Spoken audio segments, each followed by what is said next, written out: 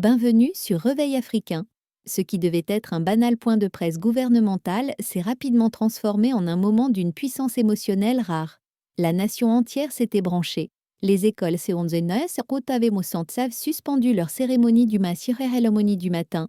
Dans les bureaux, les écrans géants avaient été allumés. Même les routes des townships semblaient enveloppées d'un silence inhabituel. Le président Cyril Ramaphosa devait s'adresser au pays en direct à la télévision nationale pour évoquer la position de l'Afrique du Sud au sein de l'Union africaine. Mais dès son entrée dans le studio, quelque chose clochait. Sur le bureau des actualités reposait une enveloppe blanche sans nom, scellée avec une cire rouge portant l'insigne officiel du Burkina Faso. Ramaphosa s'arrêta.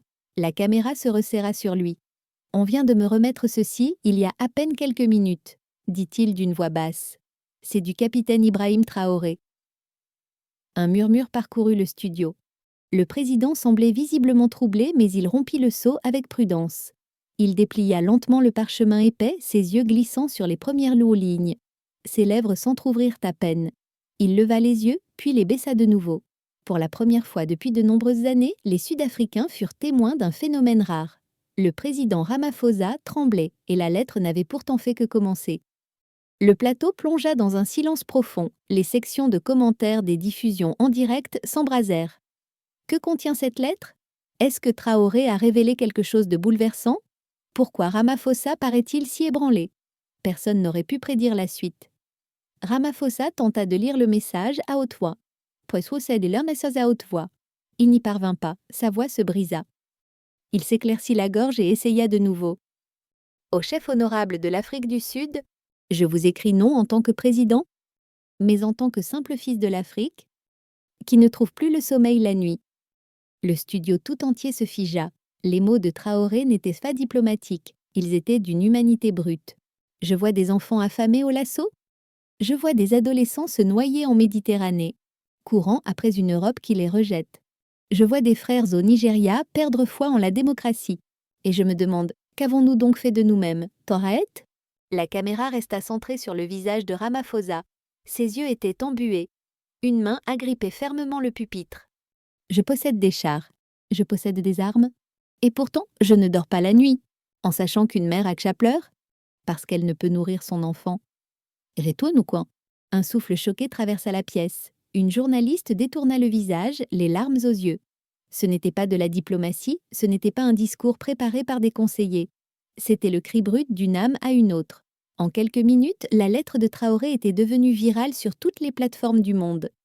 Et pourtant, la lettre n'avait pas encore atteint sa partie la plus bouleversante. Les mains de Ramaphosa tremblaient trop de plus en plus. Le papier vibrait alors qu'il atteignait le cœur du message.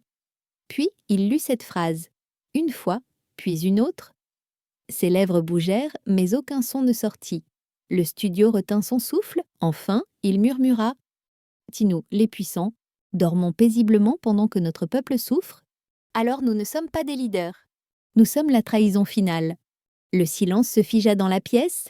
Le président leva les yeux, luttant pour se contenir, mais une larme solitaire roula sur sa joue. Il ne l'essuya pas. Que sommes-nous en train de bâtir? Demandait la lettre. Une route pavée par les os de notre peuple? C'était la phrase de Traoré. Et à ce moment-là, Ramaphosa s'effondra. En direct devant toute la nation.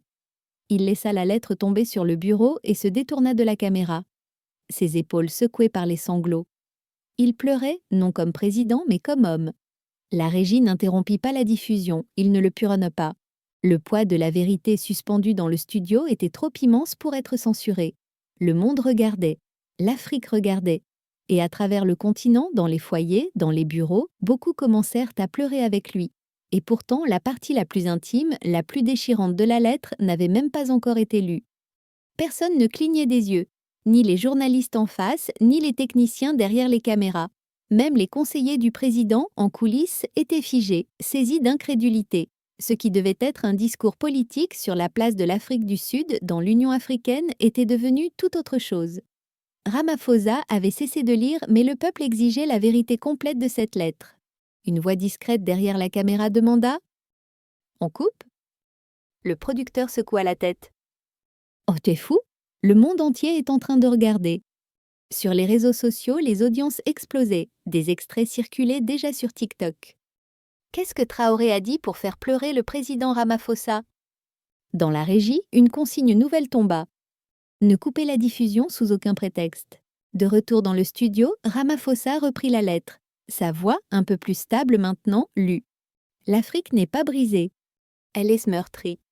Et sa guérison commencera? Le jour où ses dirigeants cesseront de chuchoter et commenceront à ressentir. Quelque part à Johannesburg, une jeune fille de 14 ans tweeta.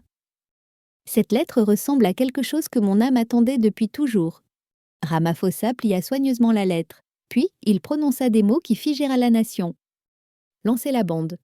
L'écran derrière lui s'illumina. Une voix familière emplit le studio, celle du capitaine Ibrahim Traoré, préenregistrée, composée, chargée d'émotion. Au peuple d'Afrique du Sud, à mon frère le président Cyril Ramaphosa. Je n'ai pas écrit cette lettre pour recevoir des applaudissements.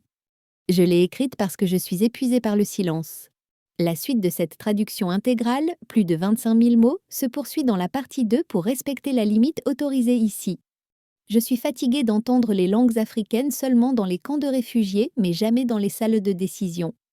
Je suis fatiguée de voir le génie africain s'exporter pendant que les enfants africains mangent la classe pour CRS. Le studio restait figé, suspendu aux mots, puis Traoré continua.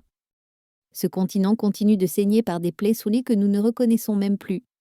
La faim, le pillage des ressources et la peur de dire la vérité. Mais nous ne cherchons pas la pitié. Nous avons besoin de courage. Il marqua une pause. Et si nous, vous comme moi, Ramaphosa, échouons à agir de manière significative, alors nous ne méritons plus les titres que nous portons. Une autre larme coula sur la joue du président. Ce n'était plus de la politique, c'était la vérité, crue, courageuse. Ceci, conclut Traoré, n'est pas un cri de guerre. C'est un réveil, et l'horloge vient de s'arrêter. L'écran s'assombrit. Même Twitter sembla figé. Ce qui suivit n'était pas simplement inattendu. Cela semblait être le destin lui-même qui frappait à la porte. À l'aube, la lettre était entre les mains du peuple. À Cape Town, des vendeurs ambulants en distribuaient des extraits imprimés. À Sutu, un cercle d'adolescents se rassemblait autour d'un seul téléphone, réécoutant encore et encore la voix de Traoré. L'un d'eux pleurait. « Quel genre de dirigeant parle comme ça ?» murmura un autre. « Pourquoi les nôtres ne parlent jamais ainsi ?» Les émissions radio du matin interrompirent leur programme pour diffuser la lettre en entier. Les chauffeurs de taxi arrêtèrent leur course pour écouter. Les enseignants la firent entendre dans les classes. Dans une clinique de Durban, une infirmière mit l'enregistrement pour les patients qui attendaient. Et quelque part dans le Limpopo, un vieil homme assis sur un banc de bois leva les yeux et dit à voix basse « Non, nous n'avons pas entendu des paroles comme celle-ci depuis Mandela. Rosirande son panterno tanteude. » Mais la réaction la plus émouvante vint de l'endroit le plus improbable. Aksha, une mère de 3 enfants, posta une vidéo. « Je n'avais jamais vu le président Ramaphosa pleurer. Mais quand il a lu cette lettre, j'ai pleuré avec lui. Parce que pour la première fois depuis longtemps, je me suis sentie reconnue. En moins de 3 heures, sa vidéo avait franchi le cap du million de vues. Mais le peuple sud-africain allait bientôt découvrir une chose inattendue. La lettre de Traoré n'avait pas été envoyée qu'à Ramaphosa. La vague ne faisait que commencer. Le soir même, un extrait de l'émission atteignit un village reculé à Puma. Dans une maison modeste au toit de tôle percée, une fillette de 10 ans nommée Ayanda était assise près de sa grand-mère. Le téléphone était fissuré, mais la voix de Traoré y résonnait clairement. Ayanda écouta attentivement, puis leva les yeux. « Gogo, pourquoi cet homme pleure-t-il » La grand-mère hésita, puis répondit doucement parce que quelqu'un a enfin dit la vérité. Ayanda ne savait rien de ce qu'était l'Union africaine. Elle ignorait tout des notions de souveraineté, mais elle savait ce que signifiait avoir faim. Elle savait ce que c'était de voir sa mère pleurer parce qu'il ne restait plus assez d'argent pour acheter du pain. Et lorsque Traoré déclara « Aucun enfant ne devrait s'endormir le ventre vide » pendant qu'on extrait l'or de sa terre, Ayanda comprit chaque mot. Le lendemain, dans son cahier d'école, elle dessina le visage de Traoré. En dessous, elle écrivit « Il se souvient de nous ?» Et elle n'était pas la seule. Partout en Afrique du Sud, des enfants commencèrent à dessiner, écrire, créer, non pas en réaction à un discours politique, mais parce qu'ils avaient entrevu l'espoir. Ibrahim Traoré n'avait jamais mis les pieds en Afrique du Sud. Et pourtant, il venait d'y entrer dans l'âme même de la nation. Pendant ce temps, dans un bureau ministériel à Nairobi, le ministre des Affaires étrangères du Kenya faisait les 100 pas, nerveux. La vidéo était devenue virale en Afrique de l'Est également. Des gens défilèrent dans les rues avec des copies imprimées de la lettre. Les universités organisaient des forums pour en discuter. Les artistes recouvraient tous les murs de fresques géantes représentant Traoré, encadrés par ces mots. Construisons une grande Afrique.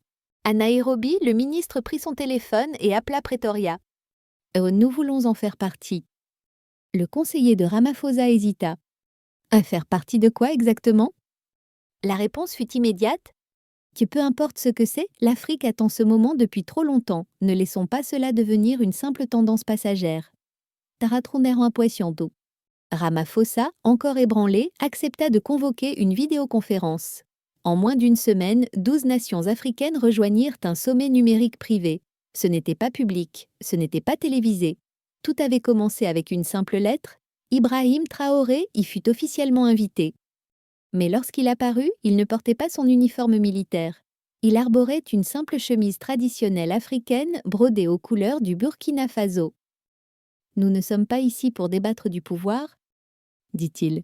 « Nous sommes ici pour nous rappeler la promesse que nous avions faite à nos peuples et que nous avons oubliée. » À un moment donné, un délégué du Ghana fondit en larmes. « Tiens, c'est le rêve même que Nkrumah avait imaginé, » murmura-t-il. Mais alors que l'unité commençait à germer, un symbole puissant du continent africain n'avait pas encore réagi. Ce même matin, le président Ramaphosa reçut une seconde enveloppe. Pas de caméra, pas de médias. L'expéditrice était Zindzi Mandela, fille du défunt Nelson Mandela. À l'intérieur, un message manuscrit. Mon père disait « Cela semble toujours impossible jusqu'à ce que ce soit fait. Je t'ai vu t'effondrer en direct à la télévision. Ce n'était pas de la faiblesse. J'ai vu Mandela en toi. Et j'ai vu le cœur de l'Afrique en Ibrahim Traoré. » Mais Zindzi avait joint autre chose. Un scan d'une page extraite des journaux intimes inédits de Mandela. À la marge, près de la fin de sa vie, il avait écrit « Un jour, un jeune lion se lèvera à l'ouest. Il parlera, non pas pour le pouvoir, mais pour les sans-voix. Le continent devra l'écouter. » Ramaphosa, les yeux humides, leva la tête vers la fenêtre. Était-ce Ibrahim Traoré, ce lion que Mandela avait vu venir? Avant même que la question n'ait le temps de se poser, une annonce fit le tour du continent. Le capitaine Ibrahim Traoré allait s'adresser à l'Afrique. Non pas comme soldat, non pas comme président, mais comme serviteur du peuple. La date fut confirmée. Vendredi, 20h, heure de l'Afrique de l'Ouest. Des millions de personnes se préparèrent. Des familles se rassemblèrent autour de télévisions, de téléphones portables, de projecteurs improvisés. Même dans les villages les plus éloignés, les anciens ressortirent de vieux postes radio, espérant capter le signal. Le monde connaissait le nom du capitaine Ibrahim Traoré, mais jamais encore on ne l'avait entendu de cette manière. La diffusion commença dans un silence absolu, puis, lentement, Traoré apparut à l'écran. Partout sur le continent, les gens se levèrent, pas pour applaudir, mais parce que quelque chose s'était réveillé en eux. C'était l'espoir. Le lendemain, une photo fit le tour du continent. On y voyait une salle de classe au nord du Mozambique, sol en terre battue, banks en bois bricolé, pas de toit, construisons une grande Afrique. Partout sur le continent, les gens se levèrent, pas pour applaudir, mais parce que quelque chose s'était réveillé en eux. C'était l'espoir. Le lendemain, une photo fit le tour du continent. On y voyait une salle de classe au nord du Mozambique, sol en terre battue, banks en bois bricolé, pas de toit. Construisons une grande Afrique. Vétin. Capitaine Ibrahim Traoré, des enfants étaient assis sous un soleil brûlant, les cahiers sur les genoux. Le regard chargé de sens, l'institutrice, mademoiselle Alina, parla à un journaliste local via un téléphone emprunté. Nous avons attendu si longtemps que quelqu'un nous parle, pas de dons, pas de charité, mais de dignité. Ces élèves avaient dessiné des cartes d'Afrique sans frontières. À la place, ils avaient écrit un seul peuple, un seul rêve. Cette image fut partagée et repartagée des millions de fois. En Ouganda, une université renomma sa salle de débat, la salle Traoré. Au Ghana, des femmes sur les marchés en plein air furent filmées en train de chanter « Plus de miettes du monde ». Nous faisons notre propre pain désormais. Mais alors que les louanges résonnaient dans tout le continent, d'autres forces, plus discrètes, s'éveillaient. Des entités inquiètes de la portée grandissante du message de Traoré. À Pretoria, Ramaphosa restait seul dans son bureau, ses yeux fixés sur une phrase particulière de la lettre « On ne dirige pas les Africains avec la force ». On les dirige avec le cœur. Cette lettre a transcendé les frontières. Elle n'était pas une déclaration politique. Elle était un appel au réveil, un cri de l'âme, un miroir tendu à toute une génération. Le capitaine Ibrahim Traoré n'a pas simplement envoyé une lettre, il a allumé une flamme. Et cette flamme brûle désormais dans les cœurs du Cap à Dakar, de Nairobi à Bamako. Alors, amis de Réveil africain, si ce message vous a ému, bouleversé ou inspiré, abonnez-vous, likez, partagez et faites vivre cette parole. Car l'histoire s'écrit sous nos yeux, et cette fois-ci, c'est l'Afrique qui tient la plume.